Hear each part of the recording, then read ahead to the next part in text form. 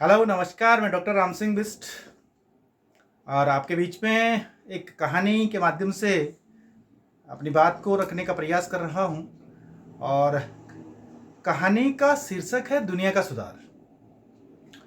आपने भी वो कहानी सुनी होगी कि एक व्यक्ति थे और वो अच्छे विचार रखते थे, जीवन में कुछ नया करना चाहते थे, जीवन में या यूं कहें कि जीवन को एक अच्छी ओर ले जाना चाहते थे। तो उन्होंने एक उद्देश्य बनाया अपने जीवन का कि मुझे दुनिया का सुधार करना है, मुझे दुनिया का सुधार करना है, मुझे दुनिया को एक ऐसे स्थान पर ले जाना है जहां पर दुनिया प्रेम से रहे, लोगों के बीच में सौहार्द हो, सहयोग हो, एक आदर्श स्थिति हो, ईर्ष्या की भावना ना हो, घृणा की भावना ना हो। इसलिए मुझे दुनिया का सुधार करना है, मुझे दुनिया के लिए काम करना है। तो साहब वो काम करने लगे।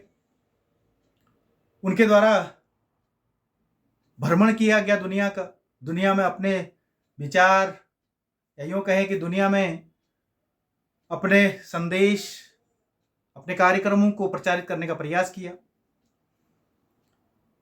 और बहुत समय उनके द्वारा दुनिया का सुधार करने के लिए काम किया गया। लेकिन उसके बाद कुछ समय बाद उनको लगा कि मैं दुनिया को नहीं बदल सकता हूं, मैं दुनिया को नहीं बदल सकता, मैं दुनिया छोड़ो, देश छोड़ो, मैं केवल और केवल अपने गांव का सुधार करना चाहता हूं, अपने गांव को बदलना चाहता हूं, अपने गांव में एक ऐसी स्थिति स्थापित करना चाहता हूं जो एक आदर्श स्थिति हो, जिससे कि गांव के लोग एक सौहार्दपूर्ण शांतिपूर्ण स्थिति में रह सकें और दुनिया के लोग, अन्य लोग उनसे प्रभावित हों। इसलिए मैं अपने गांव का सुधार करना चाहता हूं। इसलिए उन्होंने काम करना शुरू कर दिया, गांव के लोगों की ओर काम करना शुरू कर दिया, गांव के लोगों को अपने संदेश देने शुरू कर दिए, गांव के लोगों से अपेक्षा करनी शुरू कर दी कि हाँ ऐसा करिए, वैसा करिए। ये सब कुछ बातें होने लगी। कुछ समय के बाद जब समय बीत गया, उसके बाद फिर लगा कि नहीं, गांव में तो कोई सुधार ही नहीं हो पा रहा है। फिर उन्होंने सोचा, दोबारा अपने अपने विचारों पर, अपने उद्देश्यों पर मंथन किया।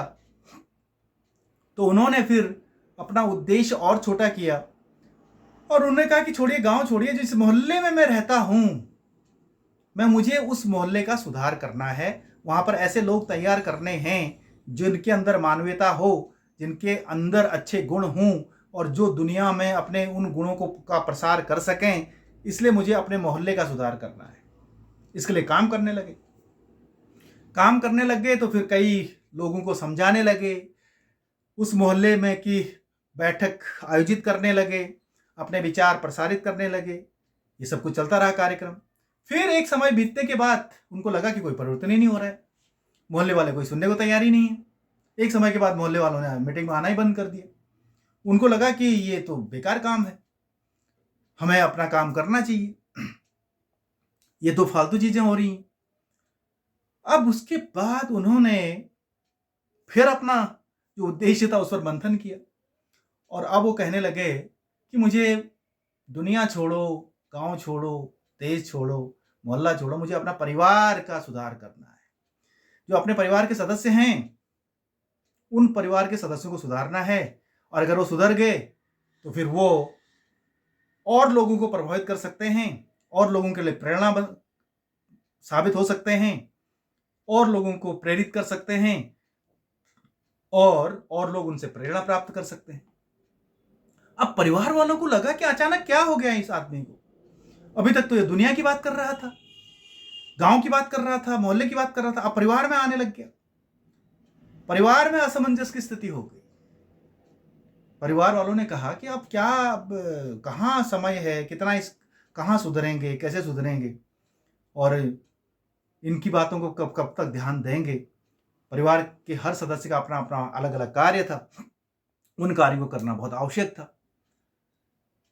तो साहब एक समय बीतने के बाद परिवार के लोग उनसे दूर होने लगे और जो स्थान पहले परिवार में उनका था, अब वो उतना महत्वपूर्ण स्थान नहीं रहा।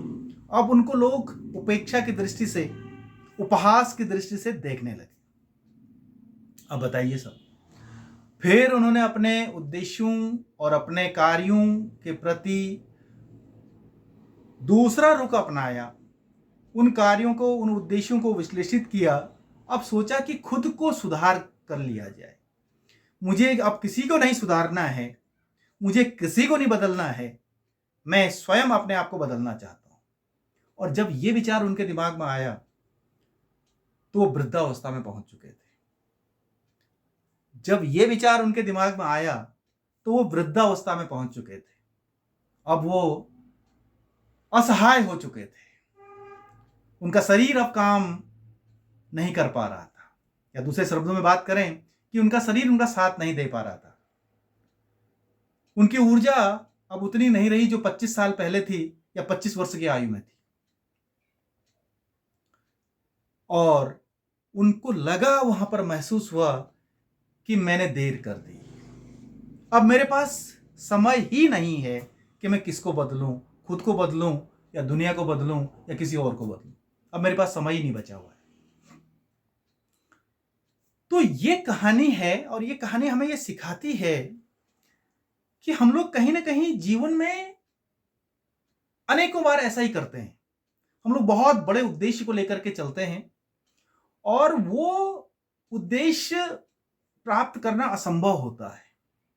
उस उद्देश्य को प्राप्त करने के लिए जो वर्तमान है हमारे पास, उसको भी हम लोग खोने लगते हैं। कहने का मतलब ये हुआ कि यदि हम लोग खुद से शुरू करें, खुद से बदलाव की बात करें, खुद में आदर्श भरने की बात करें, खुद में नैतिकता लाने की बात करें, तो कहीं ना कहीं हम लोग बड़े की ओर जा सकते हैं। परिवार में बदलाव ला सकते हैं, गांव में बदलाव ला सकते हैं, संस्थाओं में बदलाव ला सकते हैं, समाज में बदलाव ला सकते हैं, या दुनिया में बदलाव ला सकते हैं। लेकिन अगर हम लोग सीधे सीधे दुनिया को सुधारने की बात करने लग जाएं, या दुनिया से अपेक्षा करें कि वो सुधर जाए हमारे अनुसार, ये असंभव है। और ये एक ऊहापोह की स्थिति में हमें ले जाता है, हमें एक विरोधाभास की स्थिति में पहुंचाता है।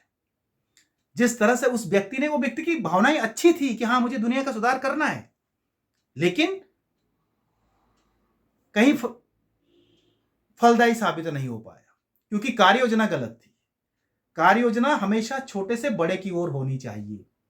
और हमेशा कहा भी जाता है कि जो छोटे उद्देश्य हैं वो बड़े उद्देश्यों की ओर ले जाते हैं। छोटे उद्देश्य हमेशा बड़े उद्देश्यों को प्राप्त करने में सहायक बनते हैं। सीढ़ियां जब बनाई जाती है तो पहला पायदान बहुत मजबूती के साथ बनाया जाता है, उसका फिर आगे सीढ़ियां बढ़ती हैं। कभी भी अंतिम सीढ़ी का पायदान अंत में ही बनता है, पहले नहीं बनता। तो ये बात जीवन में हम लोगों को महसूस करनी चाहिए कि हम लोग बहुत सारी अपेक्षाएं दुनिया से करने लगते हैं, समाज से करने लगते हैं, अपने सगे संबंधियों से करने लगते हैं, और जबकि वास्तविकता ये होती है कि हम लोग जो अपेक्षाएं कर रहे हैं वो उन पर हम लोग खुद खरा नहीं उतर पाते हैं।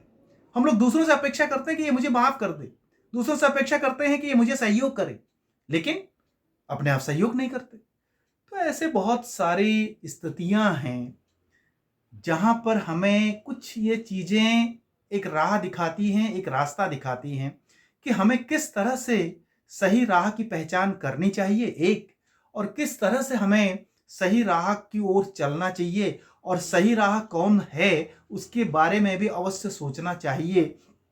तब जाकर के हम लोग जीवन में एक सकारात्मकता की ओर जा सकते हैं और एक रचनात्मकता की ओर जा सकते हैं, जीवन को सुखमय बना सकते हैं और जीवन को वास्तविक और यथार्थ रूप में जी सकते हैं। तो जीवन में उद्देश्य बड़े अवश्य होने चाहिए, लेकिन सुधार स्वयं से होनी चाहिए, या यूं कहें कि शुरुआत स्वयं से करनी चाहिए।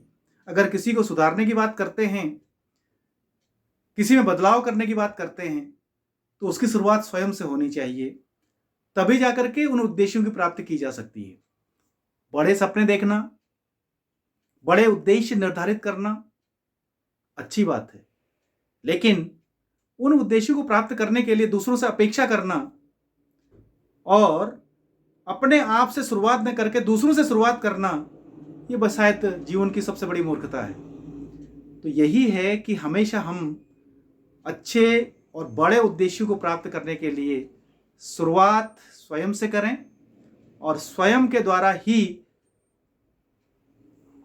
बदलाव लाएं और स्वयं में बदलाव ला करके अन्य लोगों में, अन्य जगहों पर, बड़े क्षेत्र में बदलाव की अपेक्षा करें, तभी सही रास्ता कहा जा सकता है। तो ये कुछ बातें थी जो मैं इस शीर्षक के माध्यम से आपके बीच में रख रहा हूं, जिसका शीर्षक रखा है मैंने दुनिया का सुधार, दुनिया का बदलाव। और आपको ये विचार कैसे लगे अवश्य अपनी टिप्पणी करिएगा।